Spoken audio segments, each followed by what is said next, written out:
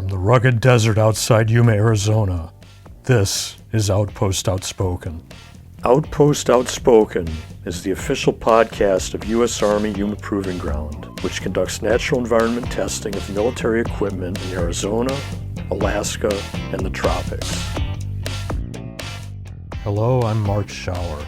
As Army Test and Evaluation Command Employee of the Year for 2021, Metrology Branch Chief Savanna Silva's passion for her job is obvious. We spoke with her about the importance of accurate measurement to YPG's test mission and about her devotion to inspiring the next generation of engineers.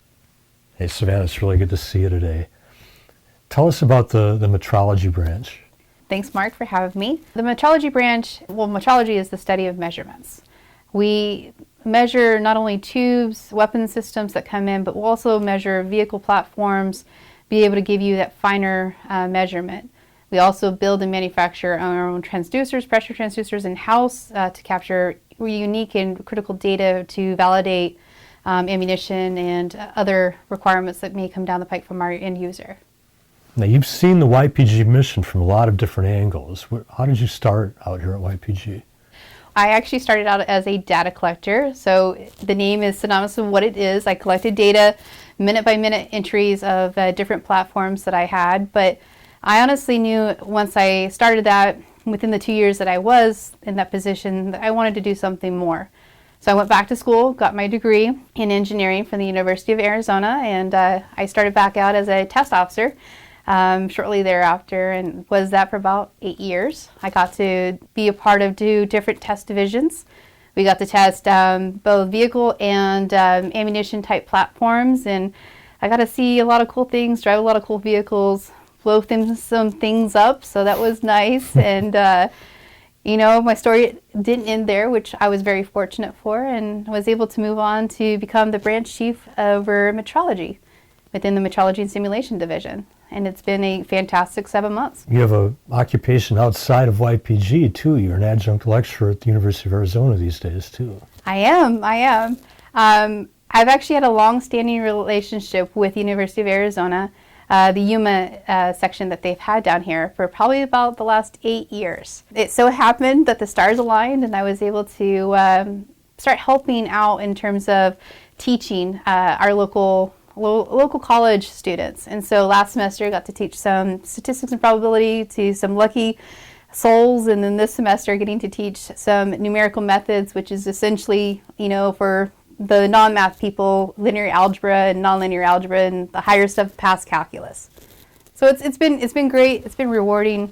People, they'll surprise you, and it's been fantastic to be able to be a part of these students' lives and to help transform them into the engineers that they'll become one day. I know you've mentored a lot of up-and-coming engineers in-house and outside of YPG too over the years. I have. We've gotten to do a lot of cool things. I've gotten to participate in a lot of cool things. External to this organization, I've gotten to go out and meet and greet students at the elementary, middle school, and high school levels to tell them how cool engineering is and really what it's all about to be a problem solver. And then from the inside the organization, I've gotten to be a part of STEM days. So science, technology, engineering, math. We, I think was one year we got to have this big M88 vehicle, this big tank. Essentially, we ran over some vehicles to show the force of crushing something and being able to get students excited about it. And it's all about making sure that they understand that the future is bright for them and engage in them so that they'll stay in tune with it in the future. You must feel a sense of purpose working here with the mission of YPG, right? Oh, I do. My brother, he was in the military. My dad was in the military for a short stint. And then just our neighborhood and our community around us, you want everybody to come home.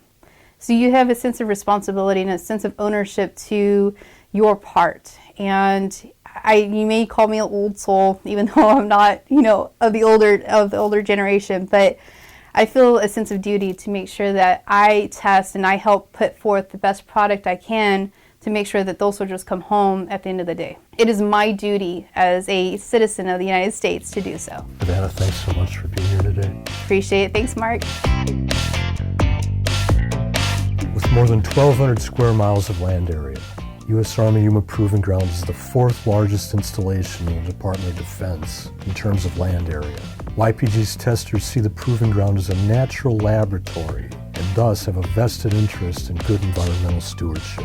Daniel Steward is YPG's aptly named wildlife biologist. We spoke to him about YPG's wildlife conservation program. Daniel, I've worked in the public affairs office at Yuma Proving Ground the last 14 years. And when I tell people about the abundance of wildlife here, they say, oh no, that's crazy. You're bombarding every inch of that range every day. How can any animal survive out there? Are we bombarding every inch of the range every day? Oh, absolutely not. Most of our range is pretty pristine. I mean, we got a lot of mountain ranges out there, a lot of hard to reach places.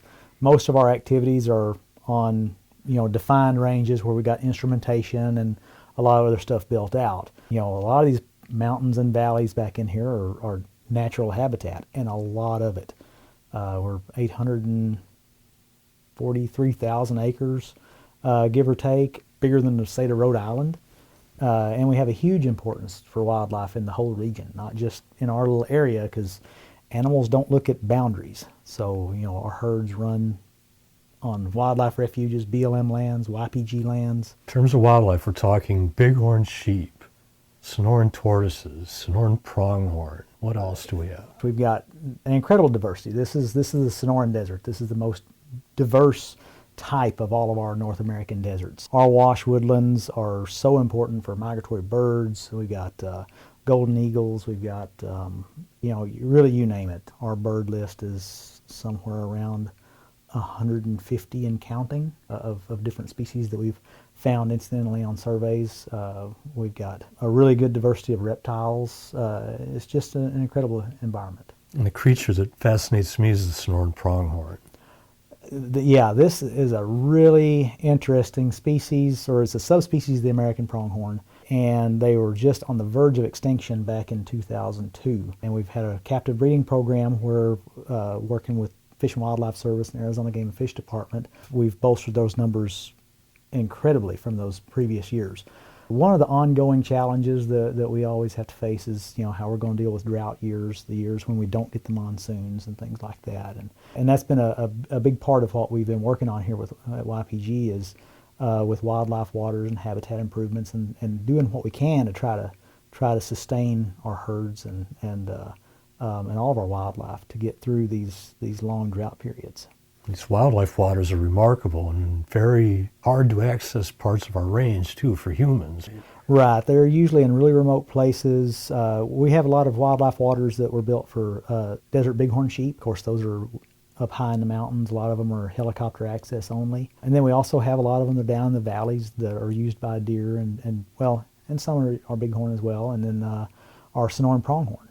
And these wildlife waters are they allow our wildlife to get full utilization of all the habitat and forage. So if we've got water in an area, then those animals can occupy the area and take advantage of the forage and stuff that's there. And a lot of this is mitigating for all of the past habitat fragmentation that's happened across the landscape. Things like highways and canal systems and cities and things like that have cut off migration corridors for lots of wildlife, and so it's smaller and smaller patches. So it's important that we're able to keep resources out there for that wildlife. Several years ago, you took me out to see the fringe-toed lizard.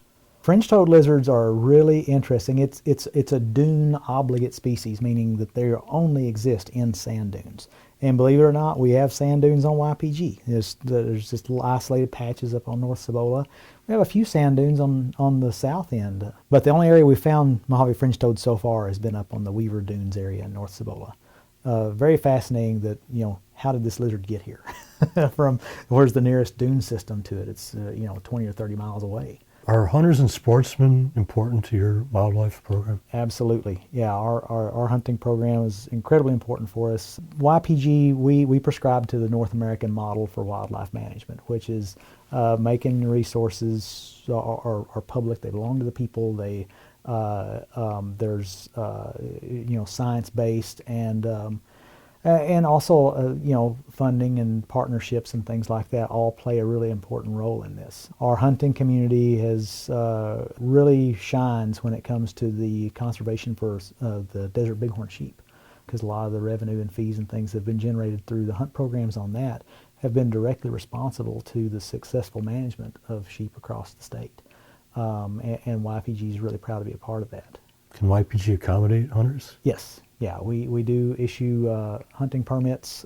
Now, we do have a limited opportunity here compared to other areas because the desert environment is a lot harsher and there's a limited number of tags. So, the Arizona Game and Fish Department only issues so many deer tags and so many bighorn sheep tags and things. I do have to warn people, hunter beware, because the desert, it's a tough hunt. It's because it's a big country and not quite as many animals out there as what you'll see, back east somewhere. So it's its own new challenge. I think back to you've had me out when you were doing things with the abandoned mine shafts from many, many decades ago that are in certain places of our range. And it seems like you were doing things not only to protect the wildlife, but to protect human beings too. Well, that's a big part of everybody's job on YPG is safety. And these abandoned mine sites is, you never know what was left behind. And these are operations that a lot of these mines shut down around the turn of the century. So these holes in the ground are dangerous. And so we don't want people in there. And also, if people go into a mine, it affects the wildlife that's living in there. And those mines make incredibly good bat habitat. Bats are, in general, you can paint with a broad brush the conservation importance for bats.